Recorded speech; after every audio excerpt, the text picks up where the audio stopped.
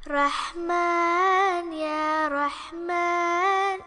Bismillahirrahmanirrahim. Alhamdulillahirabbil alamin.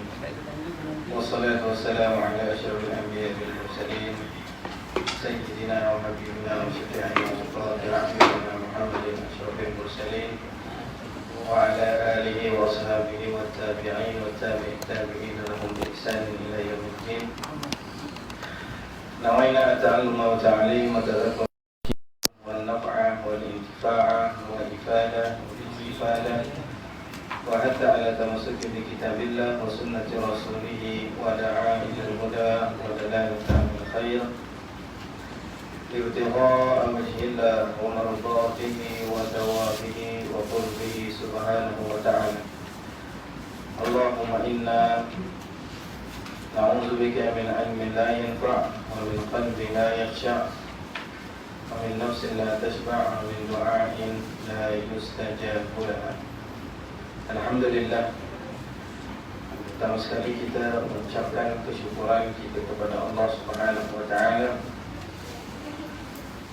kerana meletakkan kita di dalam suasana ataupun tempat yang dirahmati dan diridai oleh Allah Subhanahu wa ta'ala.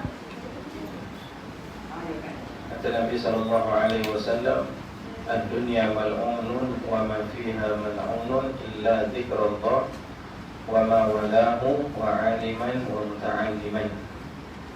Kata Nabi sallallahu alaihi wasallam, dunia ini terkutuk di sisi Allah Subhanahu wa ta'ala, yakni tidak mempunyai nilainya, melainkan dunia itu digunakan untuk mengingati Allah Subhanahu wa ta'ala. Wa ma walahu, apa saja perantaraan yang digunakan untuk mengingati Allah. Wa aliman, dan orang yang mengajar ilmu. Wa muta'alliman, dan orang yang belajar ilmu. Dan ilmu itu adalah bahagian daripada sifat Ar-Rahman, sifat Allah yang maha mengetahui.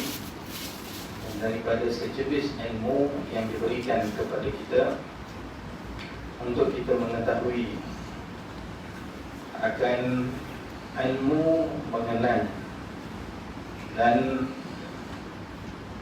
mengetahui akan kebesaran dan kekuasaan Allah Subhanahu wa ta'ala melalui ilmu tauhid. Jadi sudah kita bahaskan berkenaan dengan ma'rifah, apa itu makna. Juga sudah kita bahaskan tentang makna i'tiqad jazim. I'tiqad jazim berpatutan dengan dalil dan bersepakatan dengan Al-Quran. Dan juga sudah kita terangkan tentang aqidah umum, aqidah ijmali, aqidah secara keseluruhan, secara umum lah, iaitu mengenal Allah Subhanahu wa ta'ala, mengetahui bahawasanya Allah mempunyai segala sifat kesempurnaan dan ternafinya Allah daripada segala sifat-sifat kekurangan. Itu secara umumnya. Maka kita nak masuk di dalam perbahasan secara terperinci agar kita tidak terjatuh di dalam perkara-perkara yang boleh menisbahkan tentang kekurangan Allah Subhanahu wa ta'ala. Pada muka surat 8, hari ini dalam bab yang agak penting untuk kita membincangkan tentang dasar-dasar hukum.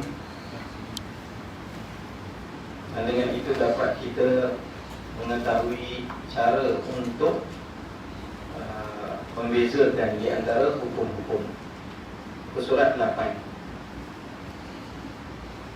Qala musannif rahimahullah ta'ala wa nafa'ana bihi wa bi'ulumihi fi darin amin ya rabbal alamin. Muka surat 8, hukum aqli, hukum syar'i dan hukum adi. Hukum adi ni adalah hukum adat. Tiga-tiga ni dia ada perbezaan. Waktu bila kita nak pakai hukum akal, waktu bila dipakai hukum syarak dan waktu bila dipakai hukum adat. Daripada definisi makna hukum itu adalah sesuatu yang ditetapkan oleh sesuatu untuk menghukum. Itu definisi makna hukum. Hukum ni sesuatu yang diletakkan oleh hakim untuk menghukum. Boleh faham? Jadi contoh macam sekolah, biasanya digunakan pakai undang-undang sekolah. Tapi kita tukar di sini hukum-hukum sekolah. Jadi bila ditukar hukum-hukum sekolah yang menyalahi pada hukum-hukum sekolah itu, mereka itu dihukum. Siapa yang menghukum? Siapa yang menghukum? Yang meletakkan undang-undangnya, betul? Hukum syariat. Hukum syariat. Syariat itu yang menjalankannya kita, yang meletakkan hukumnya itu, yakni hakimnya itu adalah siapa yang meletakkan hukum syariat? Allah. Jadi siapa yang akan menghukum kita bila kita melanggar hukum syariat? Allah. Hukum sivil, hukum orang awam, bila diletak pada hukum melanggar pada hukum sivil, yang menghukumnya siapa? Siapa yang meletakkan hukum? Hakim, kerajaan. Jadi nampak di situ makna hukum. Hukum ini adalah sesuatu yang diletakkan oleh hakim, untuk menentukan hukum tersebut. Jadi hukum itu terbahagi kepada 3: hukum akal, hukum syar'i dan hukum adi. Okey, yang pertama hukum akal. Kita pergi pada definisinya dulu. Hukum akal itu, akal ni adalah satu nikmat yang dikurniakan oleh Allah Subhanahu wa taala kepada insan. Ya tamayyazu an sa'iril makhluqat minal hayawan, yang membezakan di antara makhluk-makhluk daripada haiwan. Diriwayatkan bahawasanya Allah Subhanahu wa taala mencipta makhluk ini dalam 3 jenis keadaan. Ada makhluk yang mereka itu mempunyai akal tapi tidak mempunyai syahwat. Wahum al-malaikah. Malaikat ni dia mempunyai akal tapi dia tidak mempunyai keinginan. Allah Ta'ala suruh sembah Allah Ta'ala, dia tak ada keinginan yang lain, dia akan sembah Allah Ta'ala. Yang keduanya, makhluk yang diberi Allah akan syahwat tapi tidak ada akal. Dia ada keinginan dia saja tapi dia tidak ada akal. Wahum al-bahaimu. Mereka itu adalah binatang. Dia ikut kehendak nafsunya sahaja. Yang ketiga, golongan yang ada akal dan ada keinginan nafsu.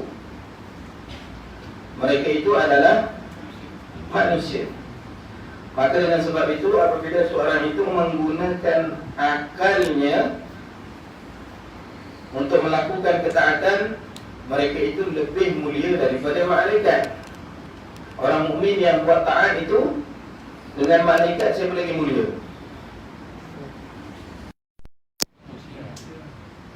Orang beriman yang melakukan ketaatan dengan malaikat, mana yang lebih mulia? Orang yang beriman. Yang ini kita soal jawab ini. Tapi kalau orang beriman yang mereka tak gunakan akal, mereka gunakan keinginan hawa nafsunya, maka mereka dengan binatang siapa lagi hina? Maka dengan sebab itu Allah Ta'ala sebut dalam Al-Quran, ulaika kal an'am bal hum adall. Mereka ini seperti binatang, bahkan mereka itu lebih hina. Sebab apa? Bezanya diberikan akal, tapi dia mensifati dirinya seperti sifat binatang. Jadi kita dapat kenal sikit diri kita duduk mana. Ya, jadi ada 3 jenis golongan. Kerana akal ini dimuliakan oleh Allah Subhanahu wa taala kepada manusia. Akal ni sangat mulia. Akal ini, definisi akal itu adalah satu cahaya yang menerangi kepada seorang untuk melihat sesuatu yang dilihat, melihat sesuatu yang tidak dilihat melalui perantaraan dengan apa yang dilihat. Boleh? Melihat sesuatu yang tidak dilihat melalui perantaraan dengan apa yang dilihat. Itu maknanya akal. Contoh, kita hafal surah Al-Fatihah. Dah baca, dah hafal, dah baca, kemudian kita ingat. Kita tak tengok dah, tapi Al-Fatihah tu kita boleh ingat. Itu maksudnya cahaya yang boleh mengingati sesuatu tanpa dilihat melalui perantaraan penglihatan. Contoh yang mudah yang lainnya, nikmatnya akal ini, mata kita ini tersekat dengan pandangan kita. Apa yang kita lihat itu di lahir kita dapat, ya? Tapi akal kita ni melampaui daripada apa yang kita tak lihat pun boleh dilihat oleh akal kita. Bandingan mudah lah, masa kita solat kita nampak kunci rumah kita tak? Tapi datang tak ada kunci rumah kita masa kita solat tu. Siapa yang bekerja di situ? Itulah akal, gambaran akal kita. Contohlah kalau kita masuk musola ni, kita tengok pintu dia, kita orang pertama datang, pintu dia dah terbuka. Jadi akal dah, ini ada orang masuk ni. Bila dia buka, dia tengok bersepah. Jadi akal dia boleh bayang tak? Nampak pula dekat tabung tu ada apa tu yang dia ompel guna apa tu? Kuku kambing tu. Jadi dia dapat menggambarkan tak apa yang berlaku. Jadi istimewanya akal. Akal istimewanya akal dengan dapat mengingati suatu nikmat. Bila kita dapat mengingati dengan nikmat tersebut, maka menjadikan kita bersyukur. Di antara nikmat akal adalah lupa. Di antara nikmat akal adalah lupa. Kalau Allah Ta'ala berikan kepada akal kita, semua kita ingat, nescaya segala detik-detik ataupun masa-masa yang kita sedih itu, yang kekal dalam ingatan kita, ingat je, nescaya kehidupan kita akan murung selalu. Tapi sebab nikmatnya, bila kita diberikan musibah, waktu tu kita rasa sakit, waktu tu kita rasa pedih, kemudian Allah lupakan. Allah lupakan tak? Maka itu adalah nikmat akal. Jadi akal ni Allah Subhanahu Wa Taala berikan kepada kita untuk kita berfikir, dan dia adalah sebesar-besar nikmat. Kata Nabi sallallahu Al-Hasan Al-Basri mengatakan, ketika mana Allah Subhanahu Wa Taala menciptakan akal, maka Allah Ta'ala mengatakan kepada akal, aqbil, berhadap kamu. Fa'aqbala, maka akal berhadap kepada Allah, yang ini datang kepada Allah Ta'ala. Summa qala lahu, kemudian Allah Ta'ala mengatakan kepada akal, adbar ni berpaling kamu, maka akal pun berpaling. Wa qala, kemudian Allah Ta'ala mengatakan, wa ma khalaqtu khalqan huwa ahabbu ilayya minka inni bika u'badu wa bika u'rafu wa bika akhudhu wa bika u'ti. Tidak ada sesuatu makhluk yang aku cipta yang lebih aku sukai lebih daripada akal. Kerana apa? Dengan akal aku disembah. Kerana dengan akal aku dikenali, diketahui. Kerana dengan akal aku akan memberi, dan kerana dengan akal itu aku akan menegah daripada memberi. Itu nikmat akal yang diberikan oleh Allah Subhanahu Wa Taala. Jadi akal itu, bila kita sebut tentang hukum akal, disebut tentang hukum akal, yang menghukumnya siapa?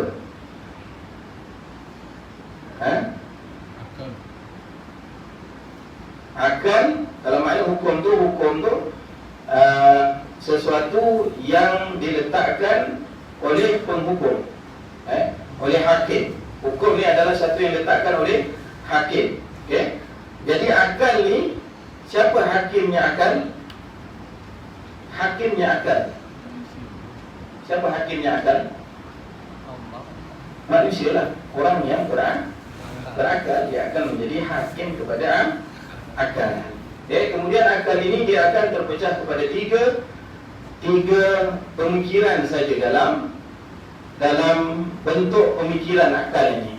Sama ada wajib, kemudian mustahil, dan kemudian harus, yang akan kita bincangkan satu persatu insyaAllah. Iaitu hukum akal. Hukum syar'i pula, hukum syar'i ini satu yang diletakkan oleh Allah Ta'ala.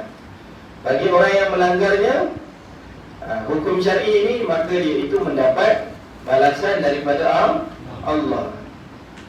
Dan hukum adat ini dia terletak hakimnya pada kebiasaan. Hukum adat ni hakimnya pada kebiasaan perkara itu berlaku.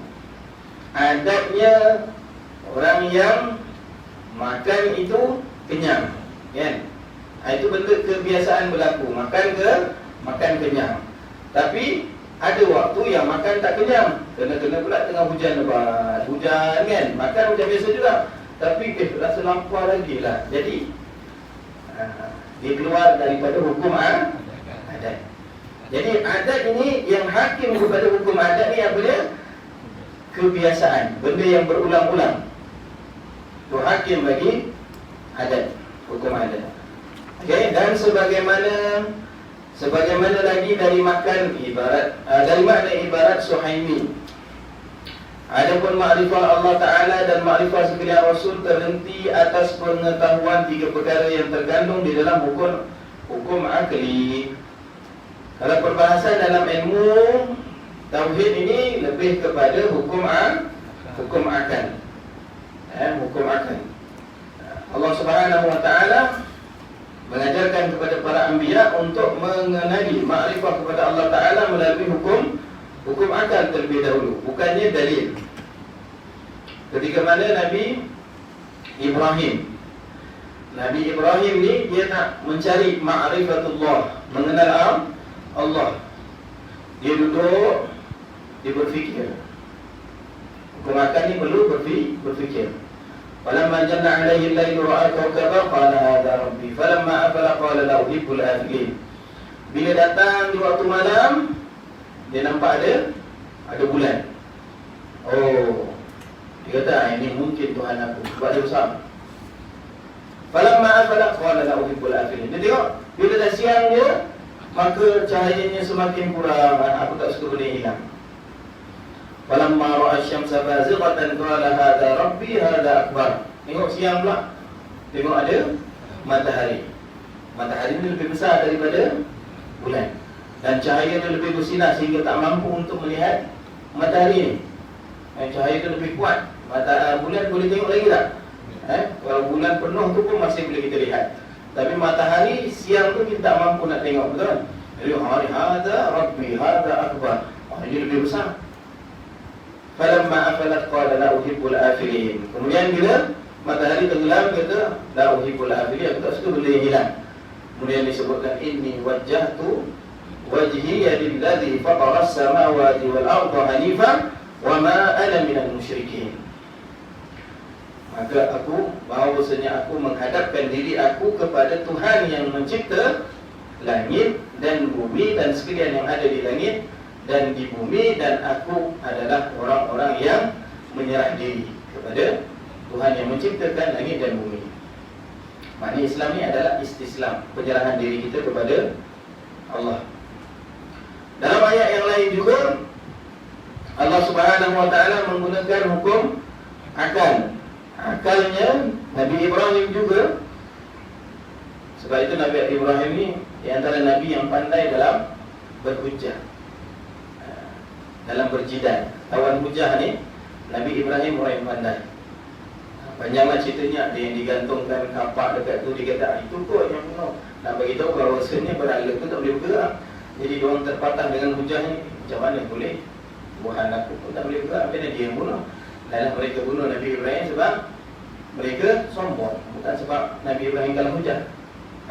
Itu ketika dengan Namrud pun gitu juga. Nabi Ibrahim ni orang yang pandai berhujah dengan akal. Kemudian ada satu ketika yang Nabi Ibrahim nak Allah Ta'ala tunjukkan kepadanya tentang kejadian kehidupan dan bagaimana Allah Ta'ala menghidupkan dan mematikan. Tujuannya bukan dia tak beriman kepada Allah Ta'ala, nak tambahkan lagi yakin dengan Allah Ta'ala. Maka Allah Ta'ala berikan kepada Nabi Ibrahim hujah daripada akal. Wa idh qala Ibrahim rabbi arini kaifa tuhyil mauta. Ketika mana Nabi Ibrahim kata kepada Allah Ta'ala, kaifa yuhyil mauta, ya Allah, macam mana kau hidupkan yang mati ni? Allah Ta'ala kata kepada Nabi Ibrahim, qala awalam tu'min, adakah kau tidak beriman? Maka Nabi Ibrahim kata, qala bala, aku beriman ya Allah, walakin litatma'inna qalbi, tapi nak tetapkan hati aku ni, nak kuatkan, tambahkan keimananku, keimanan aku lagi, supaya yakinnya jadi 100%. Dan waktu itu masih ada lagi zon. Sebab itu tak tenang hati. Zon ni bahawasanya hati itu taraddud, hati itu berbolak-balik. Itu namanya zon. Kalau yakin 100%. Tapi dia kata, Nabi Ibrahim kata, nak tenangkan hati Allah. Kemudian Allah Ta'ala kata, qala fakhudh arba'atan min at-tayr fasurhunna ilayka thumma ja'al 'ala kulli jabalin minhunna juz'an thumma ud'uhunna ya'tinaka sa'yan wa'lam anna Allaha 'azizun hakim.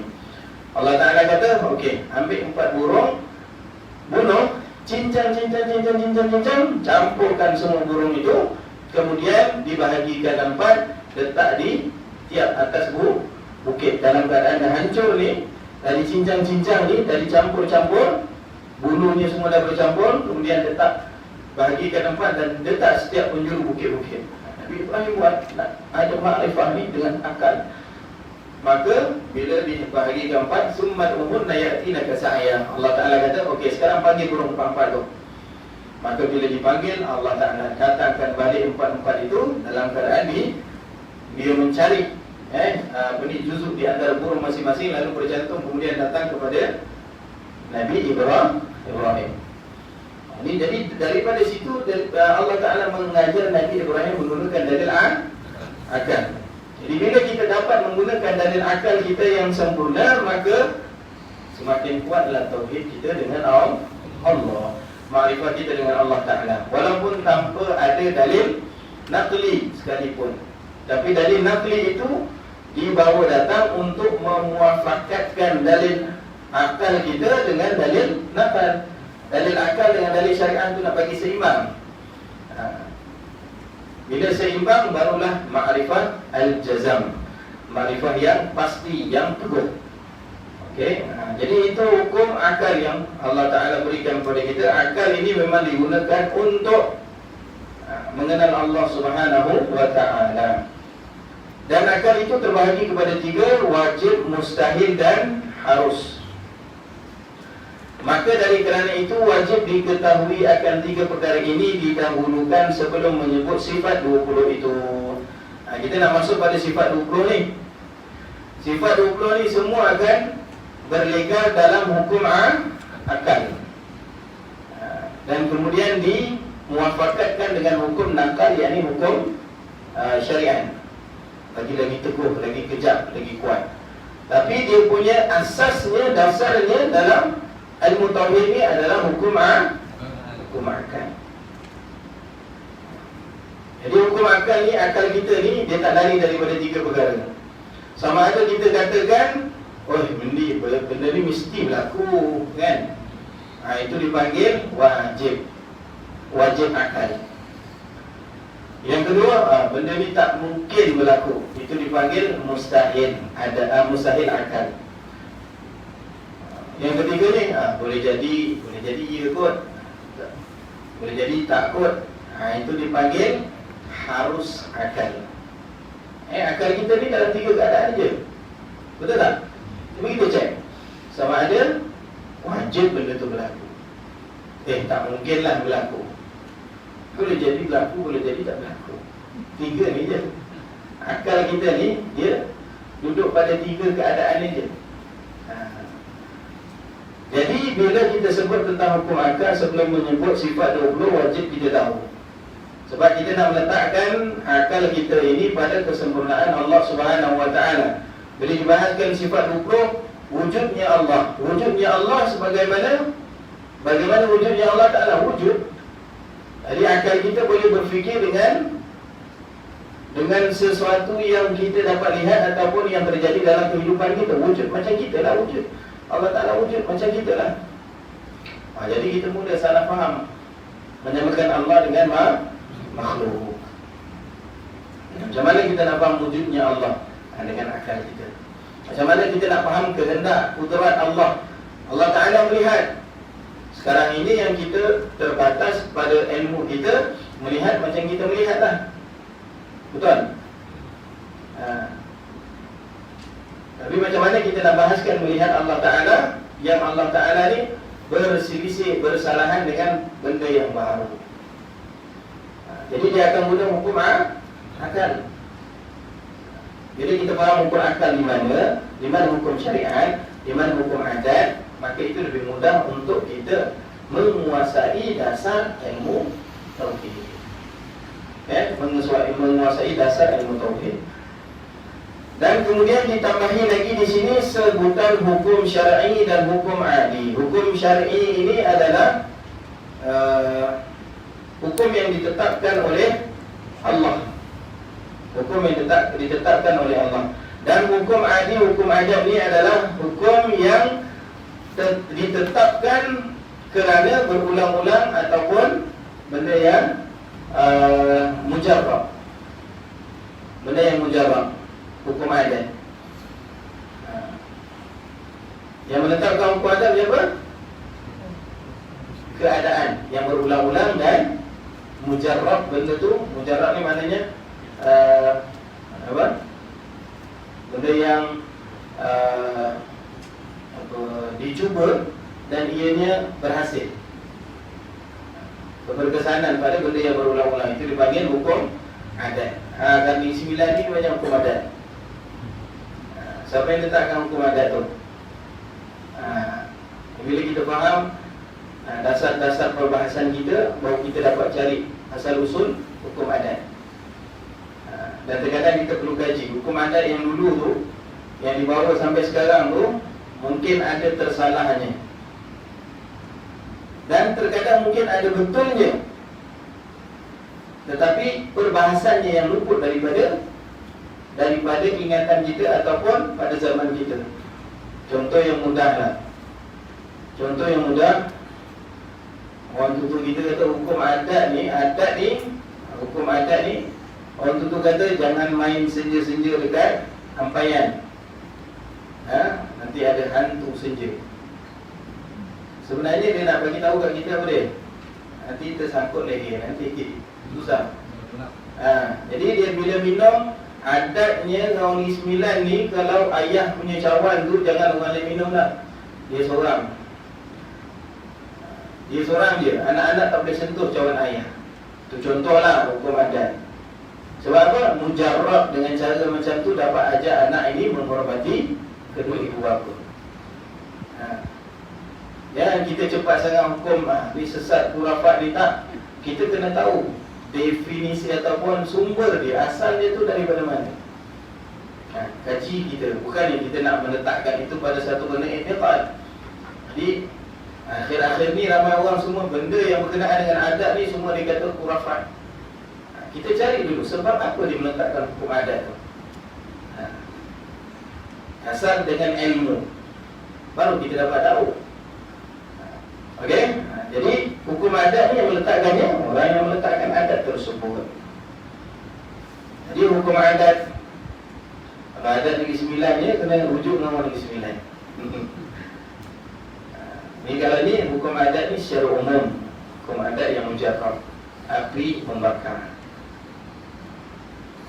Kerana terdapat perbezaan antara satu dengan yang lain. Kerana apa? 3 perbahasan hukum ini ada perbezaan di antara satu sama lain. Kita pergi hukum yang pertama, hukum akli, hukum akal. Okey, arti hukum akal itu ialah menyabitkan, menetapkan sesuatu perkara atau menafikannya padanya dengan tiada terhenti atas berulang-ulang dan tiada terhenti atas terhantar yang berhantar. Iaitu tiada terhenti atas cerita orang yang bercerita. Apa maknanya tu? Maknanya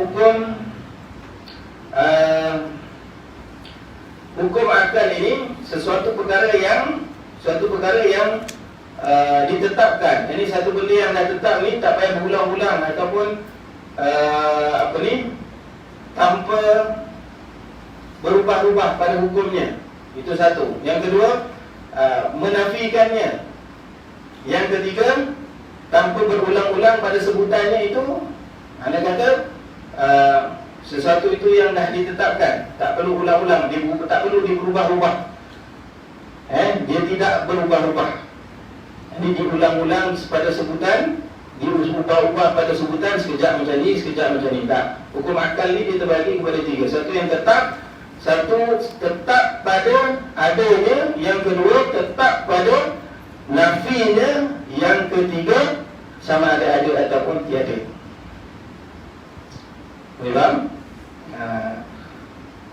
Maka hukum akli itu termasuk di dalam tiga perkara. Yang pertama wajib. Hukum akal, ini wajib akal. Maka wajib akal, wajib akli. Mengetahui setiap orang yang beriman itu akan kewujudan Allah. Bukan wajib nakal, wajib syar'i. Wajib, bukan wajib dalil, wajib akal. Maka wajib bagi orang yang berakal. Ini wajib akal. Wajib akal itu barang yang tiada terfikir pada akal, pada tiada ni. Barang yang difikir pada akal, pada tiada ni. Macam mana tu? Contoh yang mudahlah.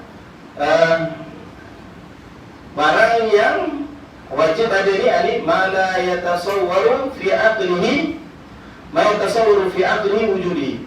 Satu yang kita gambarkan tentang kewujudannya. Maknanya akal tak boleh terima yang dia tak wujud. Akal tak boleh terima kalau tak wujud, kalau tak ada. Jadi akal pasti terima benda tu mesti ada. Itu dipanggil wajib akal. Contohlah kalau seorang bagi tahu kita Musalla Nurul Iman ni, dia terbina cantik. Ada seorang yang bina, namanya Haji Hasan. Tapi Haji Hasan tu masa dia bina, dia tak ada nyawa. Nyawa dia tak ada. Tapi Haji Hasan tu ada. Dia lah yang bagi hadiah, tapi dia tak ada nyawa.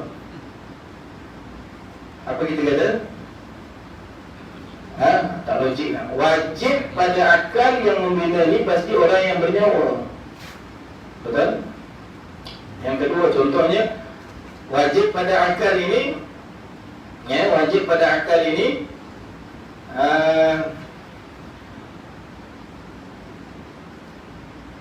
2 tambah 2 4. Ini matematik. 2 tambah 2 4. Jadi ada orang tulis 2 tambah 2 3. Dia mempertahankan dengan jawapan dia 3. Wajib akal kita kata 4. Okay, 1/2 satu daripada satu itu, setengah itu adalah sebahagian daripada 1. Jadi ada yang mengatakan bukan, suku sebahagian daripada 1. Jadi akal itu menafikan tentang, ini akal mengatakan tak, wajib mesti macam ni. Betul? Wajib mesti setengah. Satu 1/2 itu adalah setengah daripada 1. Wajib orang yang membina Nurul Iman, surah Nurul Iman ni, wajib orang yang membina itu adalah orang yang bernyawa. Faham? Dan begitu juga nanti bila hukum akal itu kita kembali kepada Allah Ta'ala, maka kita akan lihat setiap yang dicipta itu wajib pada akalnya. Orang yang mencipta itu ada, maka alam ini dicipta oleh Allah Ta'ala. Wajib bagi Allah Ta'ala itu wujud, kerana setiap yang mencipta itu pasti wujud. Itu dia kembali kepada dalil akal tentang kewujudan Allah. Itu yang pertama berkenaan dengan wajib akal. Azan ke?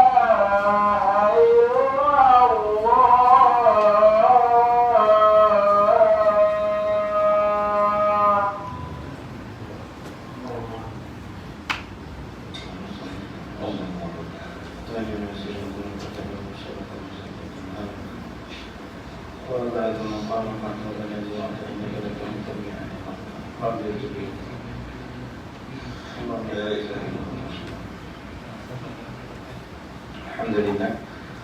Jadi kita sambung sedikit lagi berkenaan dengan wajib bagi akal.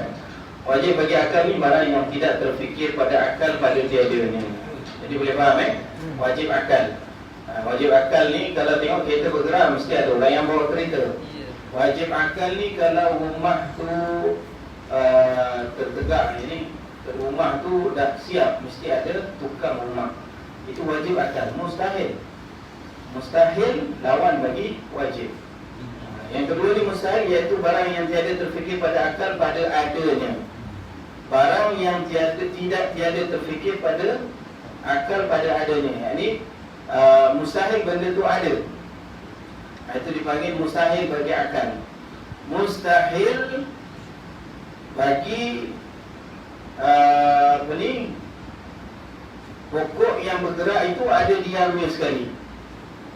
Memang pokok yang bergerak dan diam itu dia sekali, dulu ada. Sifat bergerak dan diam dulu berlaku pada pokok mustahil. Mustahil bagi jirim itu tidak ada arab. Mustahil pada makhluk itu tak ada sifat. Itu mustahil. Mustahil bagi suatu tempat yang terbina itu tidak ada orang yang membina. Betul? Jadi itu benda yang mustahil. Begitu juga akal pergi kepada Allah Ta'ala mustahil. Allah Subhanahu Wa Ta'ala bersifat dengan jahil, sedangkan Allah mampu menjadikan kita dan alam dan segala apa yang ada di alam ini. Mustahil penciptanya itu jahil. Betul? Seorang yang buat soalan peperiksaan, adakah dia tak tahu apa jawapan peperiksaan tersebut? Mustahil orang yang buat soalan dia tak tahu jawapan. Cikgu buat soalan SPM, kemudian pelajar bagi kertas, cikgu saya pun tak tahulah apa jawapan dia ni. Mustahil tak mustahil? Itu mustahil. Pada akal benda itu mustahil. Jadi segala yang mustahil itu, begitu juga nanti akan menisbahkan kepada Allah Subhanahu wa taala tentang mustahil. Allah Subhanahu wa taala wujud pada wajibnya akan mustahil Allah taala tidak wujud, sedangkan alam ini tercipta dengan baiknya. Mana mungkin tak ada pencipta, mana mungkin alam ini semula jadi. Kita sendiri pun tak ada yang kita buat benda tu semula jadi. Nasi itu duduk kat depan tu kan semula jadi, nasi itu termasak, masuk dalam perut kita kenyang. Tak ada semula jadi. Semua ada proses pengurusannya. Jadi begitu juga, kalaulah makhluk itu tak mampu untuk mengadakan sesuatu dengan semula jadi, bagaimana alam yang berlaku ini boleh ada dengan semula jadi? Jadi ianya mustahil. Maka kita menafikan mustahil pada akal. Bila dah menafikan mustahil, kita pergi pada wajib. Ada penciptanya akal, penciptanya alam ini. Nampak macam mana akal berfungsi dalam mencari dalil kekuasaan dan kesempurnaan Allah Subhanahu wa taala. Itu pada mustahil. Nanti bila kita masuk pada setiap topiknya, Allah Ta'ala sebut, dia bila bermuafakat dengan dalil Al-Quran, wa huwa ma'akum aina ma kuntum, Allah Ta'ala bersama dengan kita di mana kita berada. Beradanya Allah Ta'ala itu macam mana? Adakah Allah Ta'ala berada pada tempat? Mustahil Allah Ta'ala berada pada tempat, sedangkan Allah Ta'ala berada pada setiap makhluk. Allah Ta'ala melihat, walaupun melihatnya sesuatu yang kecil, yang semut yang hitam di atas batu hitam. Riwayat mengatakan, walaupun gerakan tapak kaki semut yang hitam berada di atas batu yang hitam di dalam malam gelap yang hitam pun Allah Ta'ala boleh dengar. Kalau macam tu, dengarnya Allah Ta'ala macam kita ke? Mustahil. Sebab tak ada makhluk yang boleh dengar macam tu. Betul? Jadi macam mana Allah Ta'ala punya sifat mendengar tu? Baru diterangkan balik. Maka dekat situ akal kita baru boleh terima. Maka wajib akal mengatakan pendengaran Allah Ta'ala ini sekian-sekian. Boleh faham? Jadi diguna pada akal. Disepakati dengan dalil nakal. Nakal ini adalah dalil Al-Quran dan hadis Nabi SAW. Jadi mustahil itu adalah barang yang tiada terfikir pada akal pada adanya. Yang ketiga, jaiz. Yang ketiga ini jaiz. Jaiz ni apa? Jaiz ni maknanya harus. Jaiz ni maknanya harus. Harus ni boleh benda yang boleh berlaku, ya, barang yang sah pada akal pada adanya dan tiadanya. Barang yang sah pada akal tentang adanya dan tiadanya. Setiap benda yang makhluk, sifatnya makhluk itu, benda itu duduk pada harus, jaiz. Hukum adat hukum adat juga duduk pada perkara yang harus. Segala hukum adat, hukum kebiasaan itu dia duduk di dalam harus akal sahaja. Kerana dia sebab benda baru. Dia boleh ada, boleh jadi dan boleh tak jadi. Kalau terjadinya itu, maka itu hukum adat kebiasaan yang berulang-ulang. Tapi hukum adat itu tetap duduk di dalam hukum jaiz, hukum harus. Kerana apa? Kerana dia sifat kudus. Kerana dia sifat baru. Segala sifat yang baru itu dia berubah. Segala sifat yang baru itu dia berubah-ubah. Okey, jadi jaiz ini, harus ini suatu yang boleh diterima akal dengan adanya dan tiadanya. Contohlah tadi dah masuk maghrib, kita dah mula datang, dah mula duduk, nak mula kuliah, ada jemaah tanya, hari ni Cikgu Duan tak datang ke? Cikgu Duan, boleh jadi datang, boleh jadi tak datang. Ini ada tak? Ada. Boleh jadi tak ada? Tak ada. Boleh jadi sebelum ni balik kanan. Kita pun tak tahu, ingat dia. Jadi itu harus akal. Saya bagi contoh, bukan Cikgu Ridwan sini TMS, Cikgu Ridwan tempat lain tu.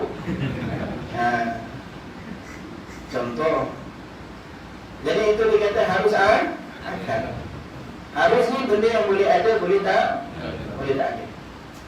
Itu harus bagi akal. Pergi kembali kepada sifatnya Allah Subhanahu Wa Taala. Pada harus bagi akal, Allah Subhanahu Wa Taala harus menjadikan suatu dan tidak menjadikan suatu. Apa hukum Allah Ta'ala meletakkan ahli syurga di dalam ahli ibadah di dalam syurga? Apa hukumnya? Harus. Kalau wajib, maknanya Allah Ta'ala bergantung dengan makhluk. Betul? Kalau wajib Allah Ta'ala meletakkan orang yang beribadah ni masuk syurga, maksudnya Allah Ta'ala ini bertanggungjawab dengan perbuatan makhluk. Maka Allah Ta'ala dia Allah Ta'ala lemah. Jadi Allah Ta'ala masukkan ahli taat ke dalam syurga, Allah Ta'ala masukkan ahli maksiat ke dalam neraka. Dia duduk pada akal, harus akli. Tetapi dia pergi pada dalil nakli bahawasanya Allah Ta'ala mempunyai sifat kesempurnaan. Di antara sifat Allah Ta'ala tidak memungkiri janji. Tapi tidak wajib bagi Allah untuk masukkan mereka ke dalam syurga. Wajib tidak. Tapi Allah mempunyai sifat kesempurnaan, tidak memungkiri janji. Nampak tak beza di situ? Akhirnya kita itikad, kita buat ibadah ni wajib Allah bagi aku syurga ni. Wajib aku ahli syurga ni. Kita masuk syurga dengan sebab rahmat Allah. Kita buat ibadah, buat kebaikan ni nak rahmat Allah. Bila duduk kita dalam rahmat Allah Ta'ala, maka kita masuk syurga dengan rahmat Allah Ta'ala. Nabi pun tak masuk syurga dengan ibadah. Nabi beritahu, aku masuk syurga bukan dengan sebab ibadah. La yadkhuluna al-jannata bi'a'malikum. Tidak ada seorang di antara kamu yang masuk syurga dengan sebab amalan kamu. Siapa yang paling tinggi amalannya? Nabi. Wala anta, siapa kata? Walaupun kau ya Rasulullah, wala ana. Aku pun tak masuk syurga dengan amalan. Ini lebih lagi kita ni, ya Allah. Baru 40, baru kita ni nak start amalan. Kita dah rasa kita boleh terbang dah. Kita dah rasa kita lebih baik daripada orang lain. Jadi sifat hamba Allah Ta'ala ni, dia semakin dekat dirinya dengan Allah, semakin banyak ibadahnya sebab dia cari rahmat. Bukan dia cari amal tu. Amal ni umpama signboard di tengah jalan je. Kita guna untuk panduan je, nak menghala kepada matlamat tujuan kita. Bukannya signboard tu kita ambil, kita pegang, kita pikul. Tak. Boleh nampak? Jadi wajib tak bagi Allah Ta'ala masa orang itu syurga, kita buat ibadah ni istiqamah dah ni, Masya Allah. Dah mula hati nak rasa, Alhamdulillah, dah hapus satu kitab ni, ahli tasawuf, nak habis dah kita akidah ni. Jadi ahli muhakkikin, ahlul kalam pula ni. Tak ada amal kita ni melainkan dengan rahmat Allah. Kita tahu tak Allah Ta'ala bagi kita rahmat ke tak? Tahu tak?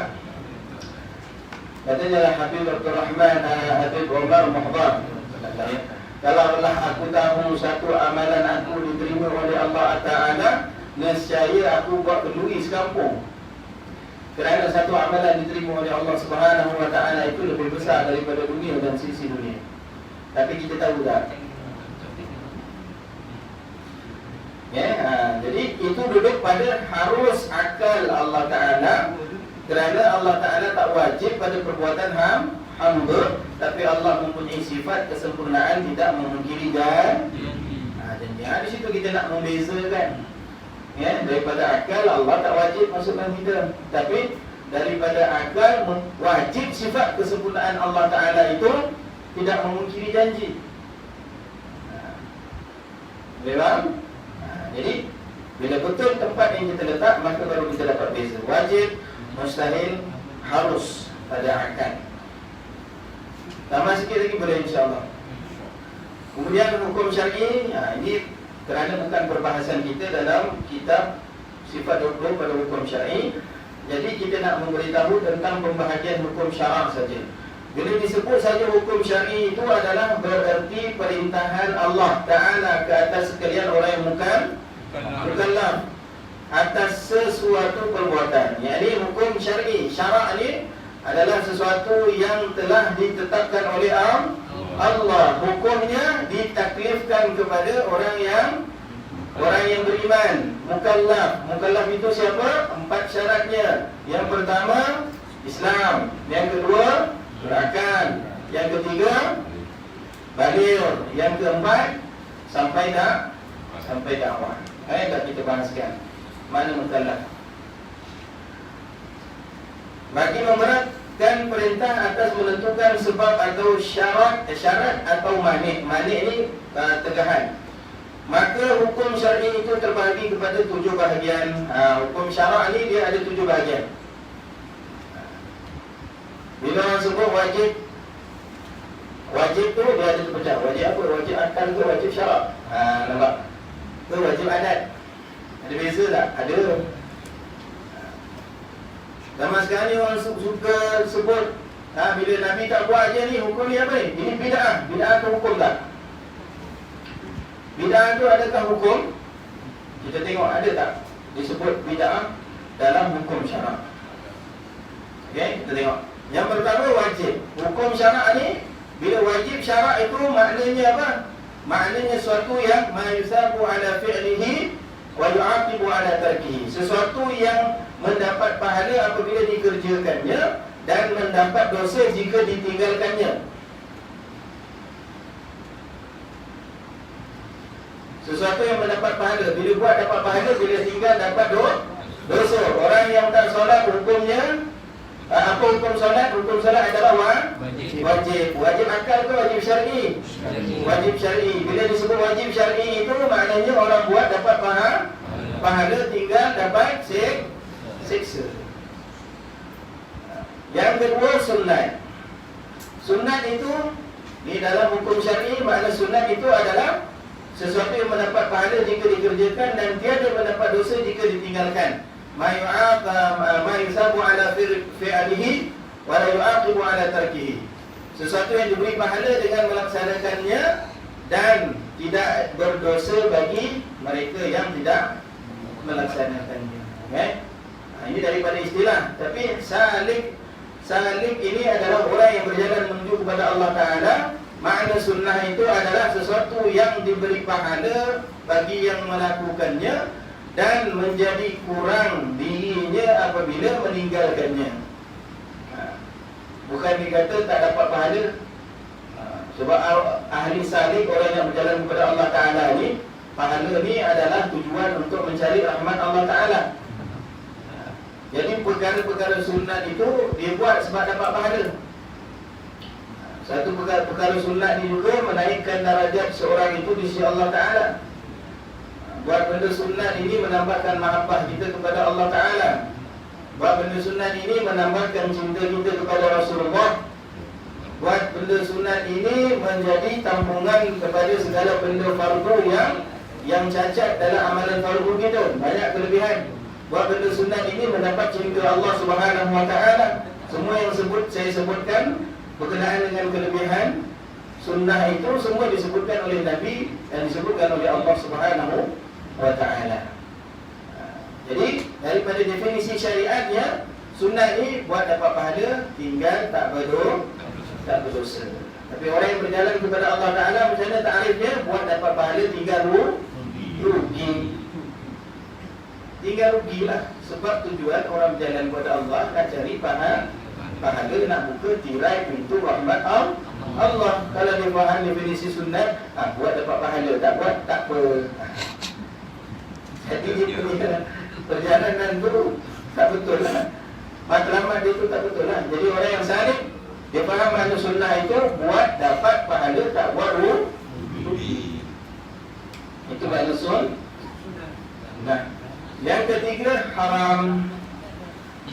Yang ketiga haram artinya sesuatu yang mendapat dosa jika dikerjakannya dan mendapat pahala jika ditinggalkannya kerana takut pada Allah. Kenapa ditaklifkan dengan tinggal kerana takut kepada Allah Ta'ala? Kerana ada orang yang tinggalkan buat benda haram ni sebab kadang sebab duit tak ada. Main judi duit tak ada. Kan? Ini tak main lah. Ini tempat sikit lah bagi dia kan. Tempat sikit dia kata sebab duit tak ada. Ini tak pergi disco contohnya. Sebab apa tak pergi? Duit tak ada. Bersebab dia tak buat maksiat itu, dia tak buat benda haram kerana sebab lain, bukan kerana Allah. Sebab tu dikaitkan di sini kerana takut pada Allah. Sebab banyak ada juga orang yang tinggalkan benda haram ni dengan sebab-sebab yang lain seperti yang saya sebutkan tadi.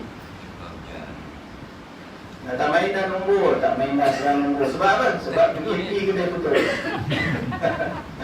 Sebab PGP kedai tutup tak main nombor. Tapi sekarang ni canggih, ada online kan? Bahawa macam-macam. Jadi sebab dia tu kerana takut kepada Allah, dia dapat pahala. Yang keempat, dalam hukum syar'i ada namanya makruh. Makruh itu artinya sesuatu yang tiada mendapat dosa jika dikerjakannya, tetapi dibenci oleh Tuhan, dan mendapat pahala jika ditinggalkannya kerana Allah. Makruh ni memang tak dosa. Contohnya makan bawang kering, memang tak dosa, tapi dia kurang keberkatan dan rahmatnya. Makruh ni benda yang kurang rahmatnya. Contohnya orang yang nak salat ni, di mana bawang ni, benda tu makruh. Memanglah tak batal solat, benda tu makruh, tapi kurang fadilahnya. Sebab apa? Malaikat tak datang. Nampak? Allah tak suka. Allah tak suka maknanya rahmat Allah Ta'ala tak diberikan kepada orang yang melaksanakan benda yang makruh, walaupun benda tu tak ditulis dosa. Jadi orang yang saleh, yang ingin berjalan kepada Allah Ta'ala, benda-benda makruh ini ditinggalkan. Itu dipanggil wara'. Yang berjaga dengan benda-benda yang tidak disukai oleh Allah Subhanahu Wa Ta'ala. Itu benda makruh. Yang kelima, hukum syarak itu dipanggil mubah. Mubah ini adalah harus pada syarak. Artinya sesuatu yang tiada pahala jika dikerjakan atau ditinggalkan, dan tiada dosa jika dikerjakan atau ditinggalkannya. Apa contoh mubah?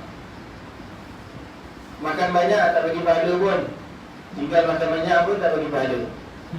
Itu benda mubah apa? Ini kegemaran saya. Tapi mubah ini terkadang diberikan, yang disebutkan dalam kitab Risalatul Mu'awanah dari Imam Abdullah bin Ali Al-Haddad. Terkadang benda yang mubah itu mendapat pahala jika dihadirkan dengan niat-niat yang baik. Nak cik dalam luar tu. Katanya Al-Habib Abdullah bin Ali Al-Haddad, apabila seorang itu makan dengan niat makannya kerana menambahkan kekuatan untuk taat kepada Allah Ta'ala, kerana untuk makannya itu melahirkan daripada generasi yang menyembah Allah Ta'ala, niat dia dengan niat yang baik. Kerana makan menggembirakan hati tuan rumah. Lepas lagi saya ni. Jadi kerana niat-niat yang baik, maka benda yang mubah itu dapat pahala.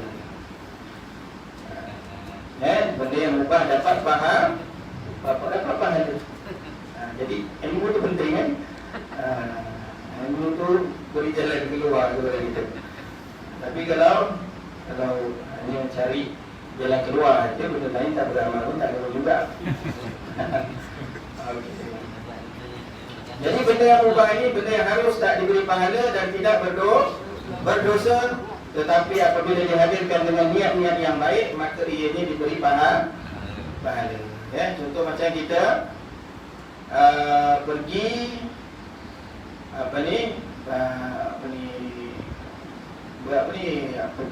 ziarah sahabat kita. Ziarah itu satu hal lah, duduk bersama dengan sahabat kita, tujuan kita dengan tujuan yang baik. Selalu pergi jumpa kan, dia ada niat-niat yang baik. Walaupun benda itu harus, maka dia diberikan pahala. Tapi kalau bermalam di rumah orang, jangan lebih 3 hari. Kerana sunat 3 hari. Jadi tetamu ni 3 hari je. Lebih daripada tu, tuan rumah boleh tendang anak keluar. Bukanlah, maksudnya tak dilayan seperti tetamu pun tidak menjadi masalah. Dia mandi tak rayakan dia pun tak ada masalah. Sebab tu saya duduk mengaji masuk 3 hari je. Lepas tu saya cabut lah. Lepas tu saya cabut lah orang-orang. Minggu depan saya datang lagi 3 hari je. Malam tak pusat. Itu Alhamdulillah. Ini tetap mempunyai. Ini ada je lawak sikit. Okey, itu benda yang mubah. Yang keenam, sahih. Sahih itu artinya sesuatu yang lengkap padanya segala syaratnya dan lengkap segala rukunnya. Sahih ini yang lengkap segala syarat dan rukun. Okey, apa beza syarat dan rukun?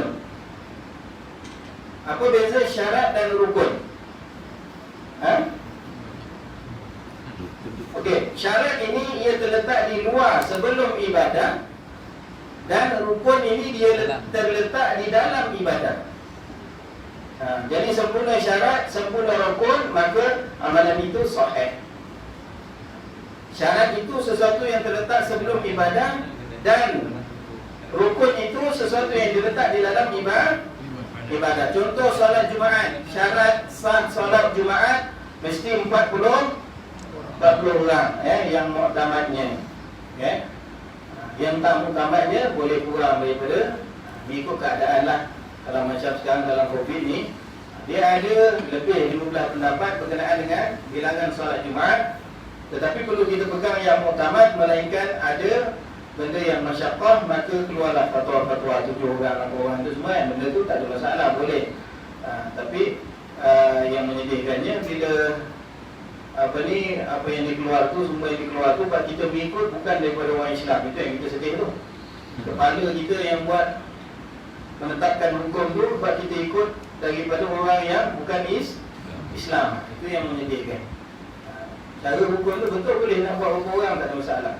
Jadi syaratnya diletak di luar solat. Syaratnya juga dibilang dalam bilangan Jumaat itu adalah lelaki yang bermustautin.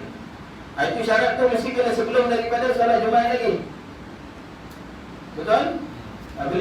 Sebelum. Bila dah cukup syarat-syarat tu, maka dia buat solat, solat Jumaat baru sah. Syarat duduk luar. Jadi rukun duduk di dalam ibadah tersebut. Rukun khutbah duduk di luar di dalam khutbah. Rukun khutbah ni ada 5. Alhamdulillah wassalatu wassalamu ala Rasulillah ya ayyuhalladzina amanu taqullah. Barakallahu li wa lakum fil Qur'anil azim. Selesai. Ini khutbah pertama. Khutbah kedua ditambah dengan nasihat, doa kepada orang mukmin. Apa yang kelima? Khutbah, alhamdulillah, selawat, pesan takwa, kemudian doa pada rukun yang kelima, ayat Al-Quran. Jadi ada 5.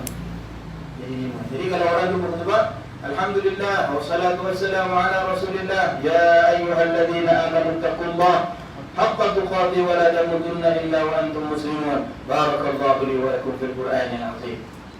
Waktu dia duduk khutbah pertama. Sah tak khutbah? Sah. Bangun lagi khutbah kedua. Ditambah lagi ayat Al-Quran dan ya ayyuhalladzina amanu taqullaha haqqa tuqatih wa la tamutunna illa wa antum muslimun. Bismillahirrahmanirrahim. Inna a'tainakal kautsar. Allahumma ighfir lil muslimin wal muslimat. Ini ringkasan dia ni. Lepas tu selesai. Sah tak khutbah dia? Sah. Yang penting ada 5 rukun duduk dalam khutbah. Itu beza di antara syarat dan rukun untuk menjadikan amalan itu sahih. Yang ini betul. Batil. Yang ketujuh, batil, iaitu artinya sesuatu yang kurang syaratnya atau kurang rukunnya, iaitu lawan bagi sahih. Batil ni maknanya tak diterima lah, tak sah lah. Batil ni maknanya lawan bagi sahih. Contohnya orang salat, syarat sah salat mestilah ada wudu. Wudu itu syarat bagi solat. Tapi dia tak ada syarat bagi solat itu, dia solat je terus. Solatnya sah tak? Walaupun dia buat rukun sempurna dalam solat, 14 rukun itu sempurna, tapi dia tidak ada syarat sah salat, yakni dalam keadaan berwudu, maka salatnya pun tidak sah. Batil. Ataupun dia ambil wudu, rukun 14 dibawa, suara sedap, qari lagi, Tapi dia solat pakai seluar pendek. Jadi syarat sah solat mesti tutup aurat. Jadi amalannya batil. Begitu juga dengan akidah. Akidah, pegangan akidah ini juga pegangan yang batil. Yakinnya 100% ni jazam. Allah Ta'ala di arash, Allah Ta'ala di arash. Dalil Al-Quran, dia dalil Al-Quran, Inna Ar-Rahmanu 'alal arsy istawa. Jazam pegang 100% tapi tak muafaqah pada sunnah. Yakni syarat untuk berpegang pada intiqad itu batil. Nampak? Syarat untuk berpegang pasti dah 100% dah. Tapi muafaqah dengan sunnah itu batil. Maka dia tertolak. Okey, ini tujuh daripada hukum syar'i. Nampak beza tak? Hukum akal tu dia ada 3 je. Wajib, mustahil, harus. Ini akal kita ni dalam 3 keadaan. Tapi dalam hukum syarak ni dia ada 7. Ini dasar yang kita pelajari ini dapat membezakan kita dan mengajar kita untuk kita memahami hukum. Kalau orang tanya, sekarang ni dah 7 ni kita sebutkan ada tak bid'ah? Ada tak sebut bid'ah? Jadi bid'ah ni bukan hukum. Bila orang sebut ni buat tahlil ni bid'ah, kita pun rasa bid'ah ni macam teruk je kan. Macam bahaya bid'ah ni dah, kita rasa haram dah, kita rasa makruh dan sebagainya. Jadi bid'ah tu hukum dia apa? Hukum bid'ah tu apa? Tak ada hukum. Kita tengok apa amalan tu yang disebut bid'ah tu. Dalam amalan tu, amalan dia apa? Zikir, yasin, baca Quran. Jadi kita rujuk kepada dalil daripada Imam Syafi'i, daripada ulama. Kata Imam Syafi'i, apa al-bid'ah tu bid'atan. Bid'ah ini ada 2, ma wafaqa sunnah, fa huwa hasanah, wa ma khalafa fa huwa sayyi'ah ataupun madhmumah. Sesuatu bid'ah ni satu benda yang baru bila yang dia menyepakati dalam bid'ah itu, dalam amalan yang baru itu dia menyepakati pada sunnah. Contoh macam baca Al-Quran, berzikir, dia menyepakati pada sunnah. Tak keluar daripada sunnah, maka itu dipanggil bid'ah hasanah. Jadi bid'ah hasanah ni duduk pada hukum mana? Harus ke, wajib ke apa? Benda yang harus, dia duduk pada benda yang mubah. Benda yang mubah pada bid'ah tersebut, tetapi diganjari dengan isi pada bid'ah tersebut. Zikirnya diberi ganjaran, Al-Qurannya dibaca diberi ganjaran. Okey, itu berkenaan dengan 7 hukum syar'i dan hukum akli. Saya tidak nak habiskan hukum adi, hukum adat, tapi saya sudah terlewat sangat ni. Jadi kita berhenti dahulu, sekadar itu saja. Kalau ada apa-apa soalan boleh kita sama-sama sharekan, insya-Allah. Ada apa-apa soalan? Jadi Ustaz, apa hukumnya kita mengambilkan rasa lupa kedua tu? Apa hukum dia? Ada setengah cakap tak boleh. Takut kita punya itu tak. Dia ada maksud yang berkata betul kan? Apa yang apa? Maknanya Berkata-kata lah. bila kita amin, dia kata maksud berkata ketika berubah. Dalam kita dilarang. Ketika doa di khutbah kedua tu. Ya. Itu dituntut. Sunnah. Boleh tak kita amin. Boleh? Boleh. Faham? Nama juga kalau sebut ittaqullah, kita sebut la ilaha illallah. Boleh? Disebut innallaha malaikatahu yusalluna 'alan ya ayyuhalladzina amanu sallu 'alaihi wa sallimu taslima. Allahumma salli wa sallim wa barik 'alaihi. Kita berselawat. Bila doa, amin. Doa kita Kutuban amin. ni masa kutuban tadi ada video yang mengatakan Ya, datuk apa dalam Datuk yang ayat itu Datuk. yang ada pondok tu. Masa yang kutuban last tu yang dia mendoakan Khutbah kedua tu. Muslimat tu kan.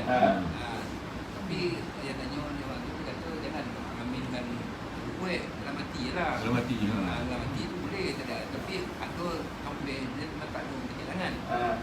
Sampai itu yang jumpa dia tak ada. Dia jangan yakin Ustaz, dia kata saya tak amin kan? Dia kami nak ada. Datuk apa namanya? Wallahu a'lam. Jadi saya saya rujuk kembali yang apa yang saya ketahui, saya boleh bercakap dengan apa yang saya belajar. Jadi insya-Allah saya akan rujuk, saya tanya kepada orang yang lebih mahir. Tapi cuma yang saya faham, dia amin itu macam kita solat subuh, kita baca doa kunut, kita amin kan batal tak solat? Kerana sunat bagi setiap apabila seorang pemimpin ada dalilnya daripada Al-Quran, daripada hadis Nabi SAW bersabda, apabila ada seorang daripada pemimpin kaum itu membaca doa, lalu rakyatnya itu mengaminkan doa tersebut, maka Allah Ta'ala akan mengkabulkan doa tersebut. Jadi tak ada larangan untuk mengaminkan doa, akan dianjurkan. Tapi Allah Ta'ala Jika dia cakap tu, dia Datuk Hamsuri nama dia. Datuk Hamsuri ya. Dia kata jangan marah orang angkat tangan kata dia. Dia tak marah tapi dia tak angkat kata dia kan. Dia tak angkat. Dia tak angkat dan malah tak mengaminkan. Tak marah. Jangan marah orang yang tak angkat tangan kata dia. Kalau salah, dia kena marah lah. Kalau tak salah tu maknanya ada khilaf mungkin. Mungkin ada khilaf. InsyaAllah saya akan cuba cari jawapannya dengan yakin dan pasti. Nanti kita akan sharekan. Cuma sekadar yang saya ketahui berdasarkan ilmu yang dicari ini, macam itulah. Setiap doa itu disunatkan untuk orang lain mengaminkan. Ini ada sumber daripada hadis Nabi bahwasanya apabila pemimpin membacakan doa dan rakyatnya, ini makmumnya mengaminkan, maka doa itu dikabulkan oleh Allah. Jadi jawapannya KIV. Allah. Soalan lain?